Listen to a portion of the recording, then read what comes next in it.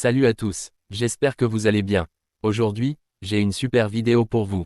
Ansu Fati et le FC Barcelone, un divorce inévitable malgré plusieurs offres refusées. Un échange fou entre Liverpool et le FC Barcelone, Ronald Araujo contre Luis Diaz. FC Barcelone, une longue absence à prévoir pour Pau Cubarsí. Frenkie de Jong sur le départ. Un avenir incertain au FC Barcelone. Alors regardez-la jusqu'à la fin. Si ce n'est pas encore fait, abonnez-vous à la chaîne et activez la cloche de notification pour ne rater aucune de mes prochaines vidéos. Mon objectif, atteindre les 40 000 abonnés, et j'ai besoin de vous pour y arriver. Un immense merci à chacun d'entre vous pour votre soutien. Vous êtes les meilleurs. Ansu Fati et le FC Barcelone, un divorce inévitable malgré plusieurs offres refusées. L'histoire entre Ansu Fati et le FC Barcelone, autrefois empreinte d'espoir et de promesses, se complexifie jour après jour. Ce jeune talent, perçu comme la future star de l'attaque du Barça il y a quelques années, semble désormais écarté du projet sportif du club catalan. Après avoir brillé lors de ses débuts, la carrière d'Ansu Fati a connu une trajectoire étonnamment descendante, marquée par des blessures récurrentes et un déclin de ses performances. Son rêve de devenir l'héritier de Lionel Messi au sein de l'équipe première semble aujourd'hui de plus en plus éloigné. Pourtant, l'histoire du jeune attaquant espagnol, toujours âgé de 21 ans, ne semble pas être totalement écrite, mais son avenir semble désormais s'écrire ailleurs qu'au Camp Nou. Des débuts prometteurs, un déclin inexpliqué. Ansu Fati est entré dans l'histoire du FC Barcelone dès ses premières apparitions, devenant rapidement l'un des plus jeunes joueurs à marquer pour le club. Au début de sa carrière, le monde semblait à ses pieds, et il incarnait l'avenir du club. Sa vitesse, sa capacité à éliminer ses adversaires et son flair devant le but lui ont permis de s'imposer rapidement dans l'équipe, malgré sa jeunesse. Cependant, au fur et à mesure des saisons, la réalité a rattrapé le jeune prodige. Ses blessures à répétition, en particulier à son genou, ont ralenti son ascension et l'ont éloigné du niveau de jeu qui lui avait permis d'impressionner lors de ses débuts. Même s'il a montré des signes de reprise lors de son prêt à Brighton la saison dernière sous la houlette de Roberto De Zerbi, son passage en Première Ligue n'a pas été suffisant pour relancer définitivement sa carrière. À Brighton, Ansu Fati a disputé 30 matchs, inscrivant 4 buts et délivrant une passe décisive, mais son impact n'a pas été assez grand pour convaincre les dirigeants du Barça de le retenir. Le joueur est donc retourné à Barcelone, mais son retour a été moins triomphal que prévu. Le FC Barcelone, qui n'avait pas vraiment l'intention de le garder, semble avoir pris la décision de le vendre dès que possible, notamment pour alléger sa masse salariale, déjà trop lourde à gérer. Le refus de 4 offres et une situation financière complexe. Au cours du dernier mercato hivernal, plusieurs clubs ont montré un intérêt pour Ansu Fati, désireux de l'acquérir pour relancer sa carrière. Cependant, malgré l'opportunité de quitter un club où il est devenu marginal, l'attaquant espagnol a choisi de rejeter 4 offres venant de clubs différents, selon les informations de Fabrizio Romano. Chaque offre représentait une occasion pour lui de relancer sa carrière ailleurs, mais il a préféré rester au FC Barcelone, déterminé à prouver qu'il mérite encore sa place dans l'équipe. Un choix qui pourrait néanmoins jouer contre lui à moyen terme. Le refus de ces offres a non seulement retardé une issue favorable pour lui, mais a également exacerbé la situation au sein du club catalan. Le père d'Ansu Fati, Borja, aurait même exprimé son mécontentement lors d'une rencontre avec les dirigeants du Barça, en arguant que son fils n'était pas traité de manière juste et que ses efforts étaient ignorés. Cette situation semble créer une tension croissante entre les parties, d'autant plus que Fati, avec un salaire de 9,4 millions d'euros par an, le même que celui de Pedri, est devenu une charge importante pour un club dont les finances sont déjà fragiles. Le FC Barcelone, en quête d'un nouvel équilibre économique, cherche désormais à se séparer du joueur, afin de dégager des ressources financières. Une situation qui pourrait se dénouer cet été. Il est désormais clair que l'avenir d'Ansu Fati au FC Barcelone semble de plus en plus incertain. Le joueur, bien qu'encore jeune et talentueux, est devenu un élément périphérique du projet sportif du club. Hansi Flick, l'entraîneur du Barça, lui accorde très peu de temps de jeu.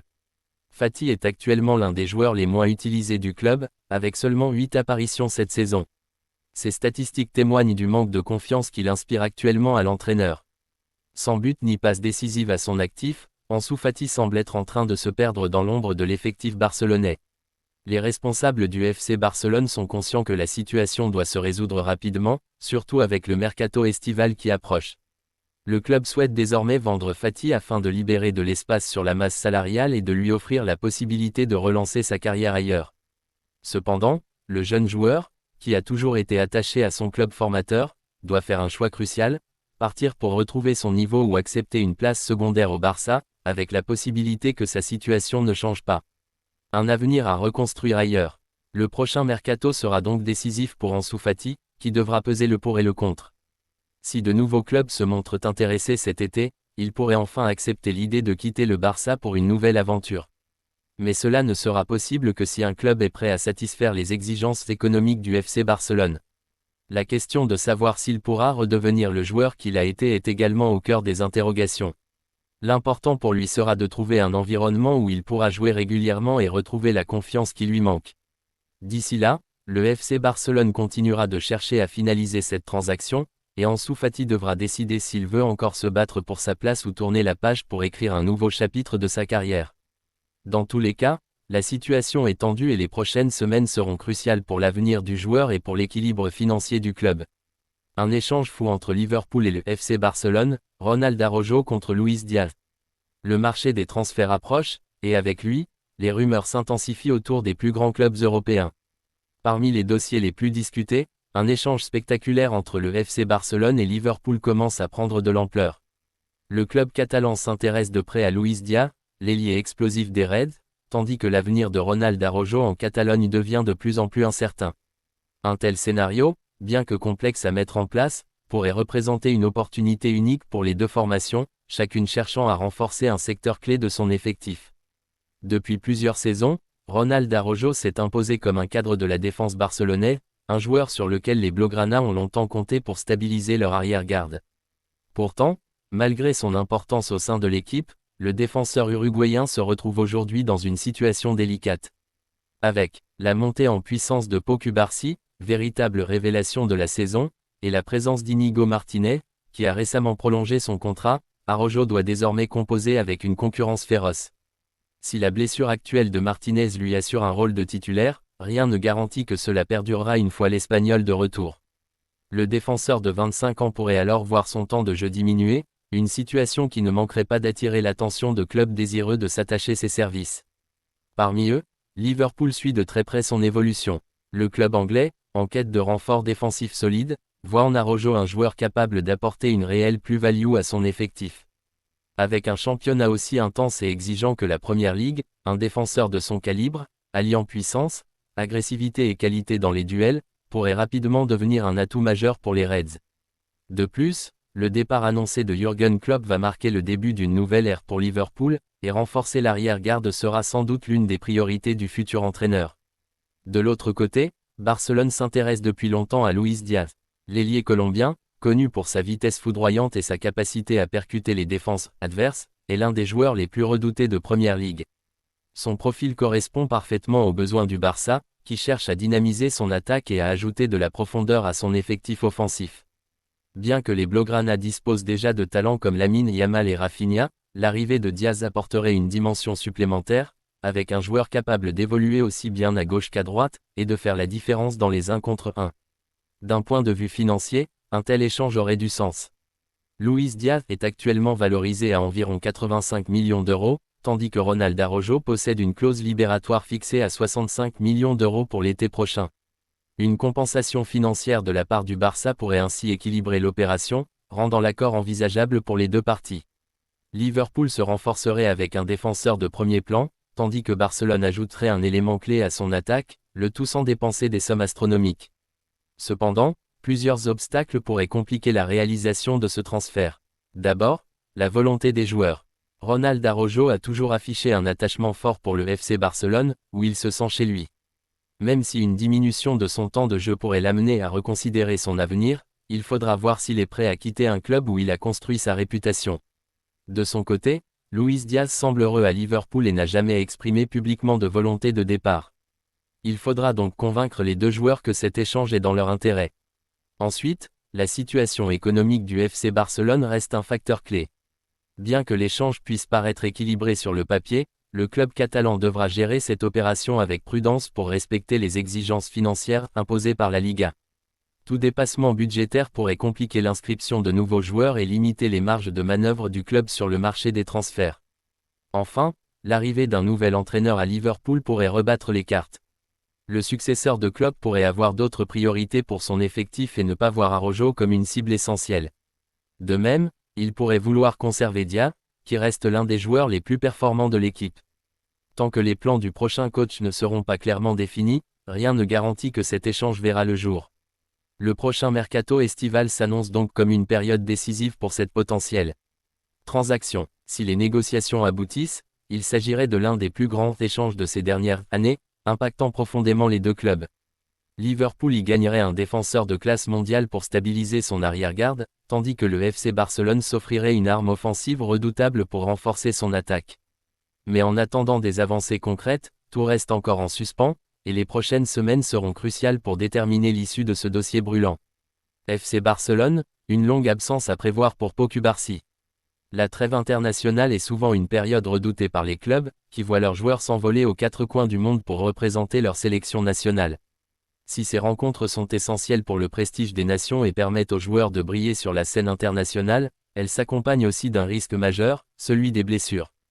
Malheureusement pour le FC Barcelone, cette crainte est devenue réalité avec la blessure de Pau Cubarsí, l'un des jeunes défenseurs les plus prometteurs de l'effectif catalan, lors du récent match opposant l'Espagne aux Pays-Bas, qui s'est terminé sur un score spectaculaire de 2-2.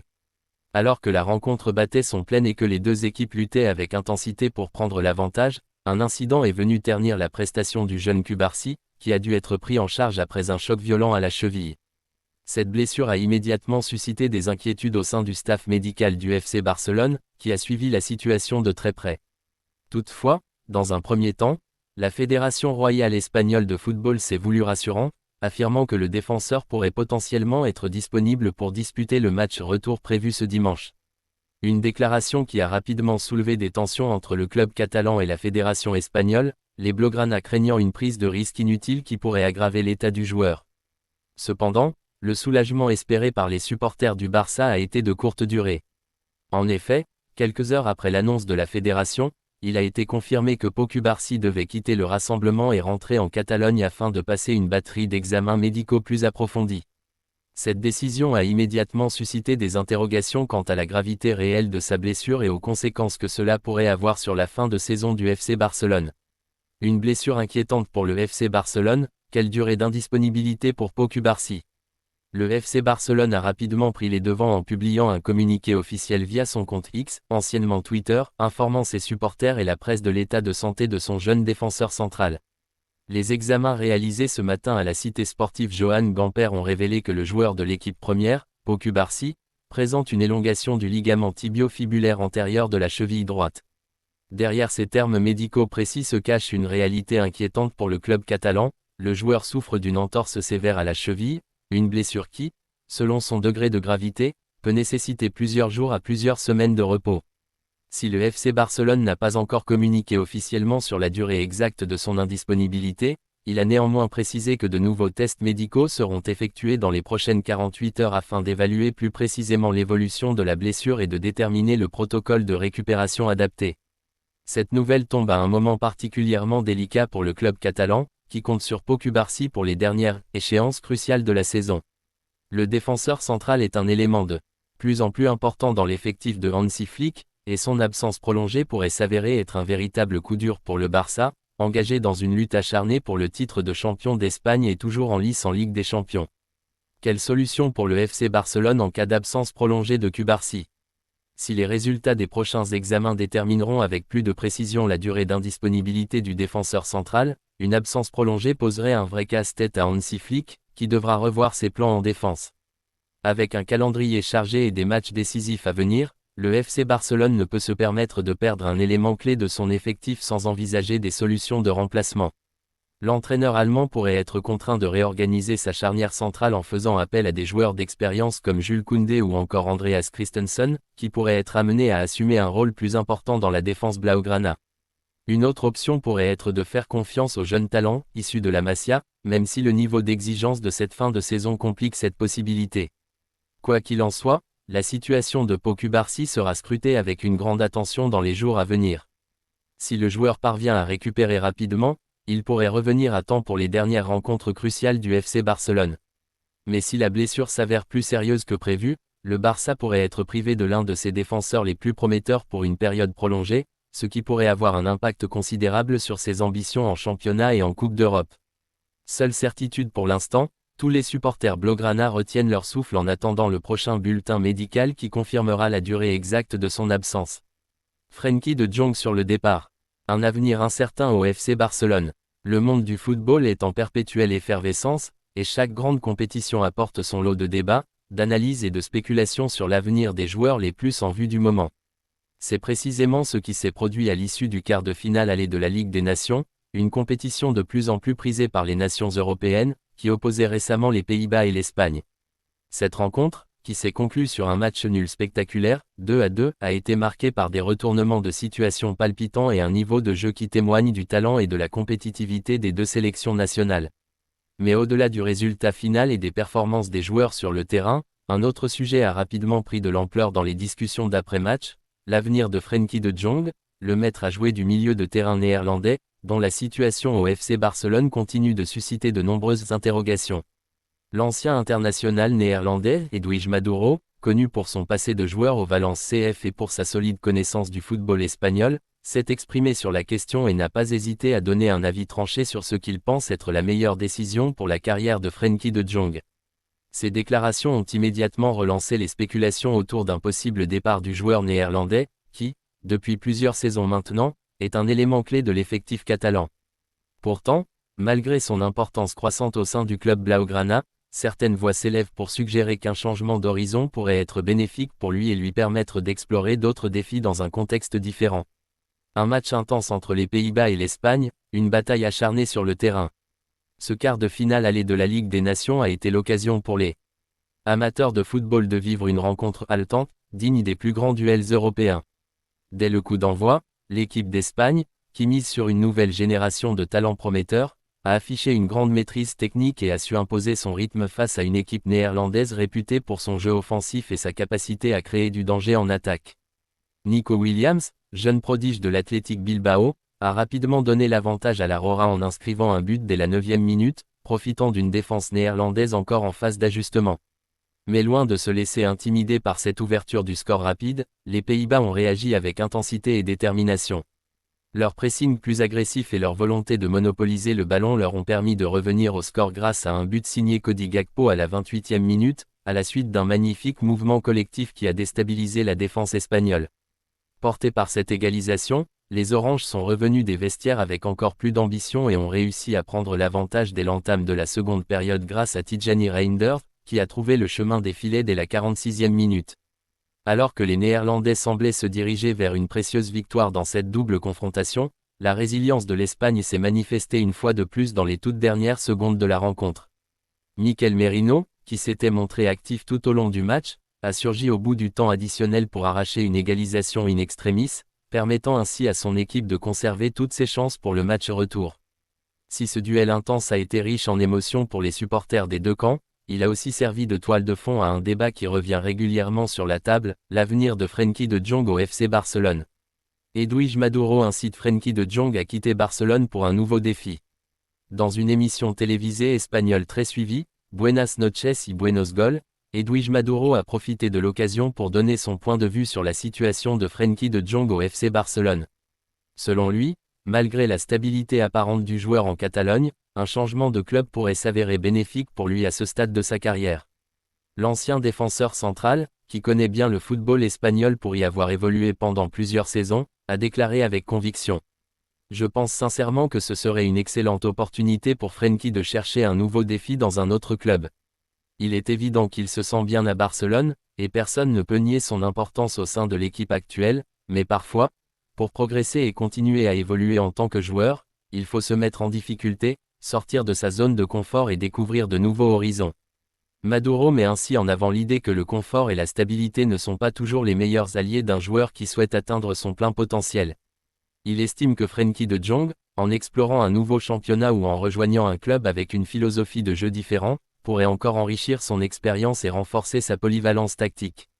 Toutefois, malgré ces conseils avisés, toutes les indications actuelles laissent penser que Frenkie de Jong n'a pas l'intention de quitter Barcelone. Bien au contraire, le milieu de terrain néerlandais est aujourd'hui l'un des éléments clés du dispositif de Hansi Flick, qui compte sur lui pour structurer le jeu du FC Barcelone. Ses récentes performances démontrent qu'il a su gagner la confiance de son entraîneur, et son influence grandissante dans l'entrejeu blaugrana renforce l'idée qu'un départ n'est pas à l'ordre du jour. D'ailleurs, les dirigeants du Barça travaillent actuellement sur une prolongation de contrat, preuve que le club souhaite conserver son joueur pour les saisons à venir. Alors que certains spécialistes du football voient en lui un candidat idéal pour rejoindre un club de première ligue ou un autre grand d'Europe, la réalité semble tout autre. Frenkie de Jong semble bien parti pour s'inscrire dans la durée en Catalogne, malgré les rumeurs et les recommandations de certains observateurs. Alors, l'international néerlandais écoutera-t-il les conseils de son compatriote et décidera-t-il de tourner la page avec le FC Barcelone? Ou bien choisira-t-il de poursuivre son histoire avec le club blaugrana, en continuant à y jouer un rôle central dans les saisons à venir? Seul l'avenir nous le dira, mais une chose est certaine, son nom restera au cœur des débats tant que son avenir ne sera pas officiellement scellé.